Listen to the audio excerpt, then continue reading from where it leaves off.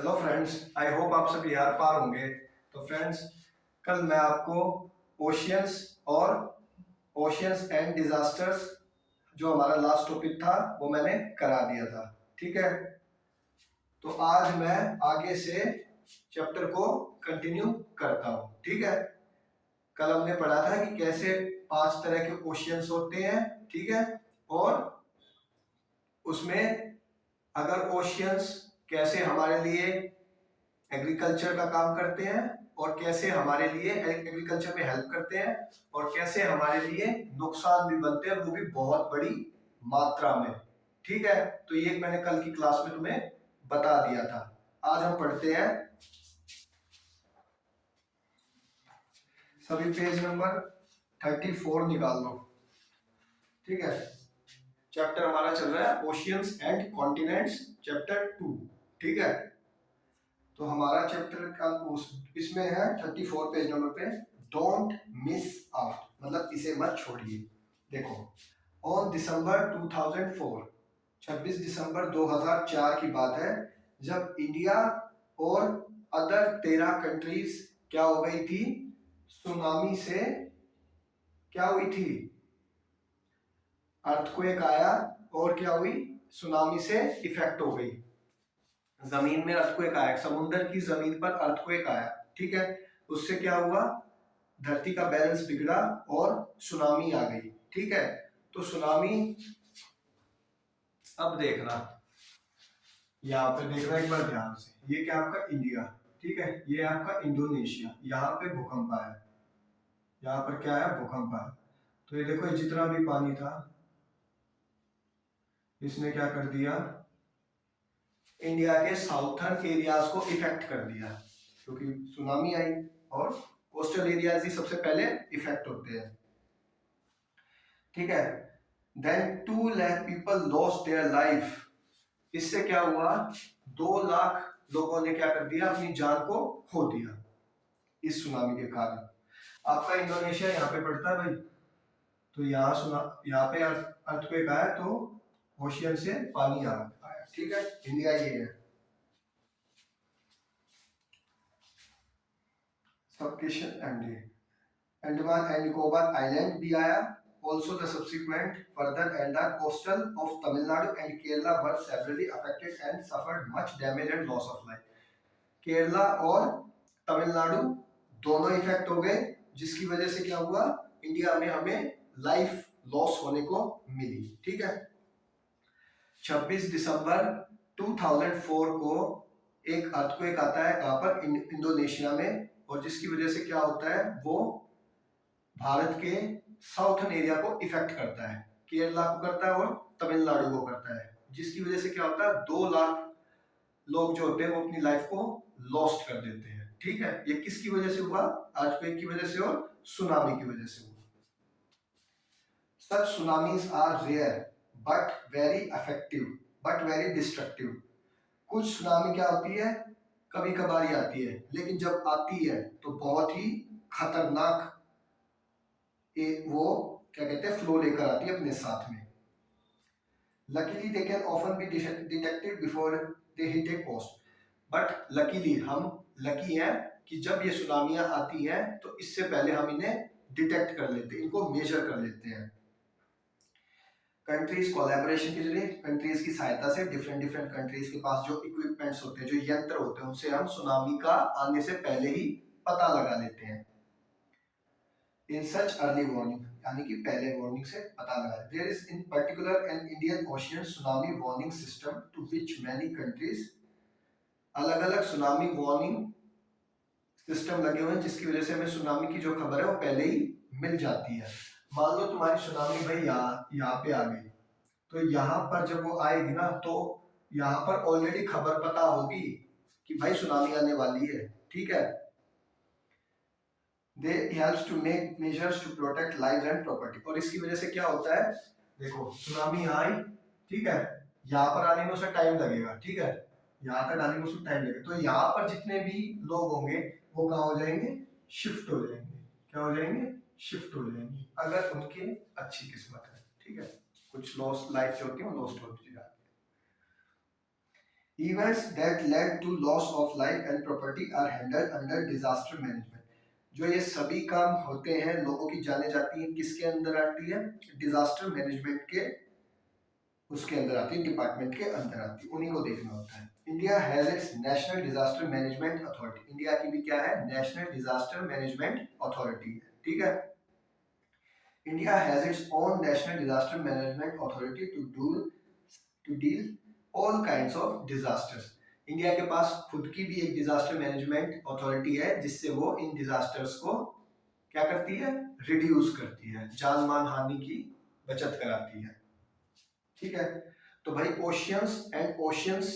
Oceans और ocean and disaster से मैंने तुम्हें कंप्लीट करा दिया, ठीक है। अब करते हैं कॉन्टिनेंट्स।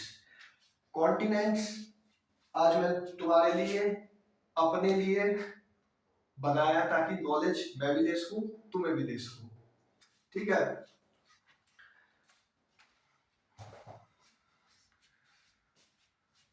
देखो,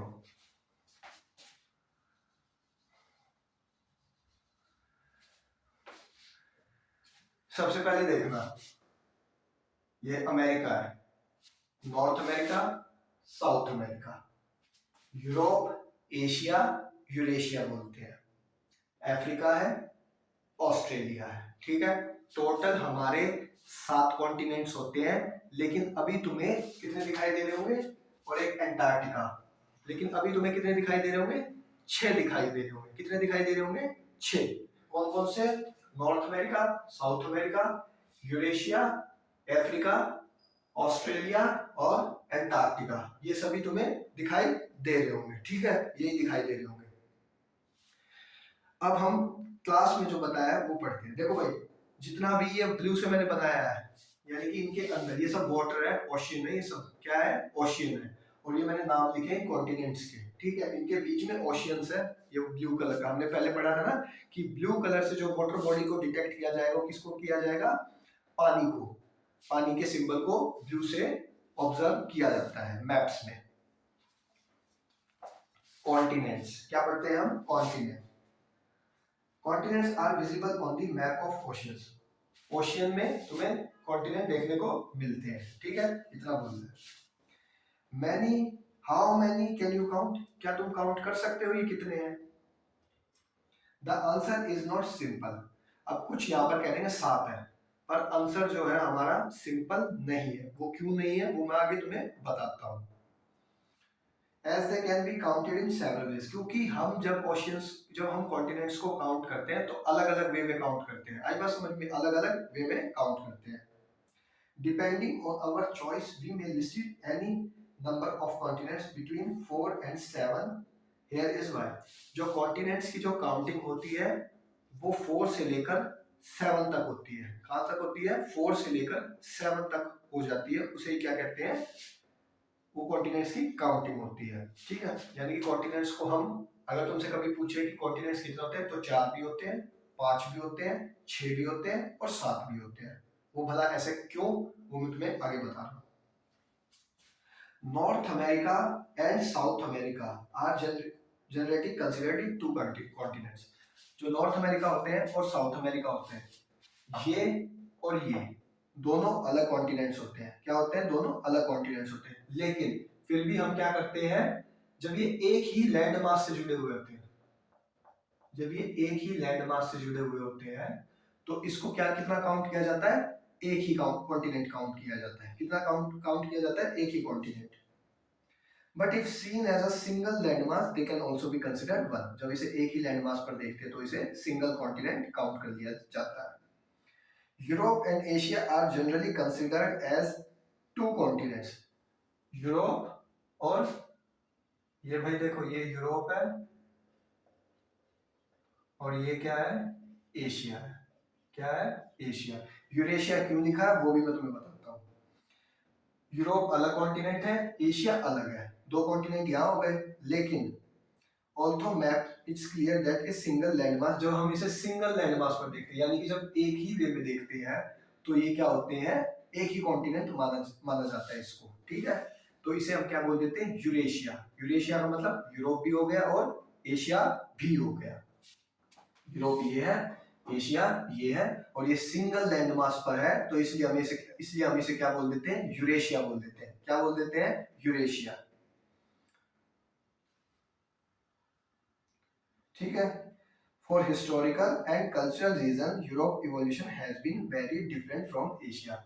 हिस्टोरिकल और कल्चर रिलेशन होने की वजह से, डिफरेंट डिफरेंट होने की वजह से यूरोप का कल्चर और हिस्टोरिकल अलग है, एशिया का अलग है, इसीलिए हम इसे क्या करते हैं, दो कॉन्टिनेंट्स में काउंट करते हैं। क्या काउंट करते हैं, दो कॉन्टिनेंट्स में, यूरोप को अलग काउंट करते हैं और एशिया को अलग काउंट करते हैं। Geologists, however, often regarded them as a single continent called Eurasia. जो हमारे जियोलॉजिस्ट थे, जब इन्होंने स्टडी की तो उन्होंने यूरेशिया को ही एक सिंगल कॉन्टिनेंट मान लिया। ठीक है, जियोलॉजिस्ट होते हैं जो अर्थ की स्टडी करते हैं। ठीक है, उन्हें क्या बोलते हैं, हम जियोलॉजिस्ट बोलते हैं। Africa and Eurasia are generally regarded as two continents, but sometimes as one. जो अफ्रीका है और क्या है, यूरेशिया, ये देखो इससे जुड़े हुए हैं, ये यहाँ पर ये जुड़े हुए हैं। तो अफ्रीका और यूरेशिया जो है वो अलग अलग है। अफ्रीका अलग हो गया, यूरोप अलग हो गया, एशिया अलग हो गया, लेकिन सिंगल लैंडमास के जुड़े होने की वजह से हम इसे क्या करते हैं, टू कॉन्टिनेंट्स में ही काउंट कर लेते हैं। जैसे अफ्रीका ये हो गया और यूरेशिया ये हो गया, तो तीन कॉन्टिनेंट होने की बजाय कितने हो गए, दो ही कॉन्टिनेंट हो गए। आई बात समझ में? Let us summarise the different continent counts in a table. अब देखना भाई, इसमें मैंने तुम्हें क्या बता दिया, इस अभी 5 मिनट की वीडियो में मैंने तुम्हें बताया कि जो कॉन्टिनेंट्स होते हैं वो अलग अलग होते हैं। 4 भी हो सकते हैं, 5 भी हो सकते हैं, 6 भी हो सकते हैं, 7 भी हो सकते हैं। 7 सबसे ज्यादा कंसिडर किया जाता है क्योंकि हमारा काम आसान हो जाता है। पहला, नॉर्थ अमेरिका और साउथ अमेरिका, दोनों अलग अलग कॉन्टिनेंट होते हैं, सभी को पता है, बट सिंगल लैंडमास पर जुड़े होने की वजह से इसे हम कंसिडर क्या करते हैं, एक ही कॉन्टिनेंट करते हैं और उसको बोलते हैं अमेरिका। ठीक है, ये बात हुई। तो दो कॉन्टिनेंट से कितना हो गया हमारे पास, एक कॉन्टिनेंट हो गया। यूरोप और एशिया अलग अलग होते हैं, यूरोप अलग है, एशिया अलग है, पर सिंगल लैंडमास पर एक ही जमीन पर होने की वजह से इसे हम क्या बोल देते हैं, यूरेशिया बोल देते हैं। यानी कि दो कॉन्टिनेंट से कितने हो गए, वो एक ही कॉन्टिनेंट हो गया, और जिसकी वजह से हमें एक कॉन्टिनेंट हमारा घट गया। और इसलिए जब हमें यूरोप भी बोलना है और एशिया भी बोलना है तो यूरोप तो क्या कहलाया जाता है, यूरेशिया। क्या कहलाया जाता है, यूरेशिया। फिर देखो, अफ्रीका और यूरेशिया, अफ्रीका यूरोप और एशिया दोनों से जुड़ा हुआ है, तो अफ्रीका और यूरेशिया दोनों कॉन्टिनेंट में कंसीडर किए जाते हैं।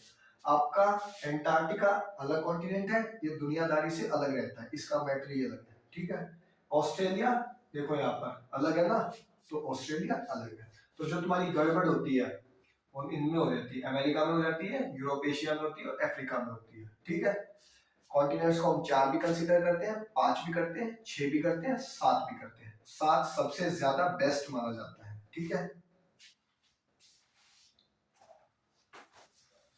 अब देखो, count of continents in alphabetical order. जब हम 4 कॉन्टिनेंट्स की बात करते हैं तो कौन कौन से होते हैं, अफ्रीका और यूरेशिया को एक ही कॉन्टिनेंट मान लिया जाता है, अफ्रीका और यूरेशिया को एक ही कॉन्टिनेंट मान लिया जाता है।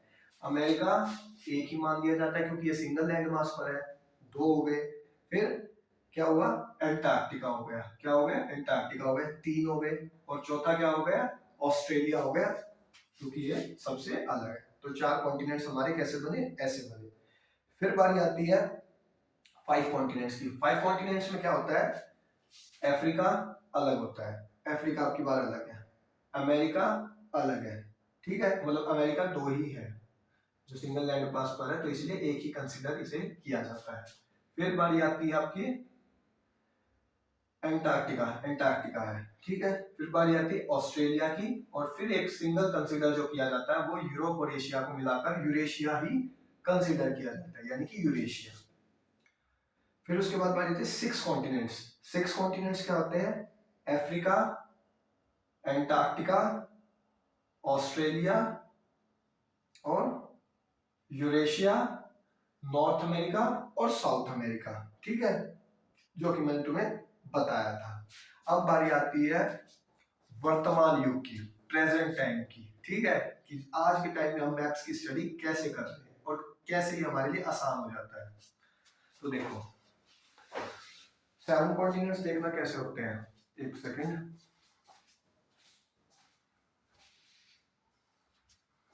हाँ मैं बताता हूँ। देखो भाई,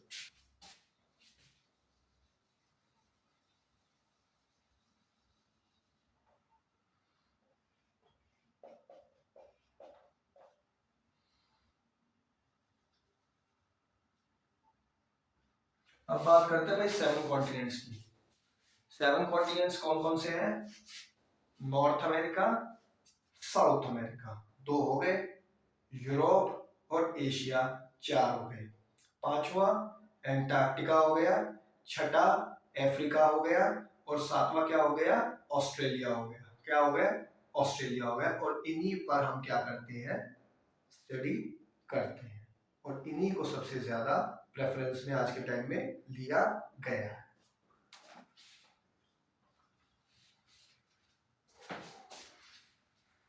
तो मैंने तुम्हें 7 कॉन्टिनेंट्स बता दिए। देखो, बोला भी हुआ है, in practice the last list of 7 continent is one of the most widely adopted and used. यानी कि जो 7 कॉन्टिनेंट्स की जो थ्योरी है उसे ही हम क्या करते हैं? सबसे ज्यादा यूज में लेते हैं। डोंट मिस आउट, अब इसे छोड़ना मत भाई। देखो, इतना सभी को समझ में आया ये मैप? हाँ, ठीक है।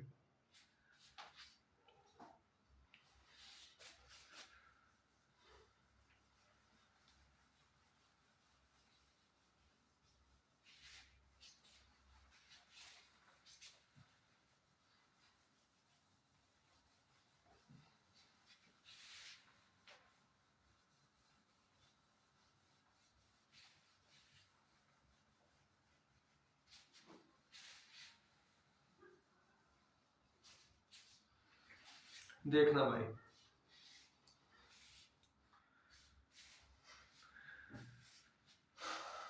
ओलंपिक्स गेम्स में 5 छल्ले होते हैं। क्या होते हैं? 5 रिंग्स होती हैं। क्या होती हैं? 5 रिंग्स होती हैं। ठीक है, और वो कैसी होती हैं? 1, 2, 3, 4 और 5, कुछ ऐसी ही होती है। ठीक है, हाँ ऐसी ही होती है। ये क्या होती है? ओलंपिक रिंग्स होती है। अब इन रिंग्स की पता है क्या प्रॉब्लम है, या हमारी क्या प्रॉब्लम है? ये रिंग्स देश को रिप्रेजेंट कर रही है यहाँ पर, कि डिफरेंट डिफरेंट कॉन्टिनेंट्स के जो देश हैं वो पार्टिसिपेट कर सकते हैं और इन रिंग्स को ही यूज में लिया जाता है। ठीक है, इन रिंग्स से उस कॉन्टिनेंट की पहचान होती है कि वो कौन सा कॉन्टिनेंट है। तो मुझे सभी बताना, जो रेड है वो किसका है? अमेरिका का। किसका है? अमेरिका का। ब्लैक जो है वो किसका है? अफ्रीका का। ठीक है, देखो इस रिंग्स की बात कर रहा हूं, मेरे पास डिफरेंट मार्कर्स नहीं है, इसलिए तुम्हें समझना खुद ही पड़ेगा पिक्चर को देखते हुए, कि जो रेड है वो अमेरिका को शो करता है और ब्लैक अफ्रीका को शो करता है। ब्लू यूरोप को शो करता है, ग्रीन ऑस्ट्रेलिया को शो करता है और येलो इंडिया को शो, वो एशिया को शो करता है। सॉरी, किसको शो करता है? एशिया को। तो ये कितने हो गए? देखो, 1, 2, 3, 4, 5। ठीक है, 5 रिंग्स हो गई। एक अमेरिका जो होता है उसको दोनों कॉन्टिनेंट्स को एक ही माना जाता है, इसलिए उसको रेड रिंग्स में काउंट कर लिया जाता है। एंटार्क्टिका ही बच गया। एंटार्क्टिका क्यों नहीं लिया हमने? क्योंकि एंटार्क्टिका पर लोग नहीं रहते, वहां की जो जलवायु है वो बहुत ज्यादा ठंडी है, वहां पर जीवन जीने लायक नहीं है। तो इसलिए हमें ये कॉन्टिनेंट्स और उनकी रिंग्स ये हैं। रेड किसकी है? अमेरिका की है। ब्लैक किसकी है? अफ्रीका की है। ब्लू किसकी है? यूरोप की है।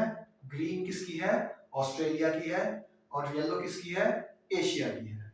आई बात समझ में? यही बोला है, you may have seen the 5 Olympic rings, one of the symbols of Olympic Games. Sports people, the ring represented 5 continents, inhabited continents. ठीक है।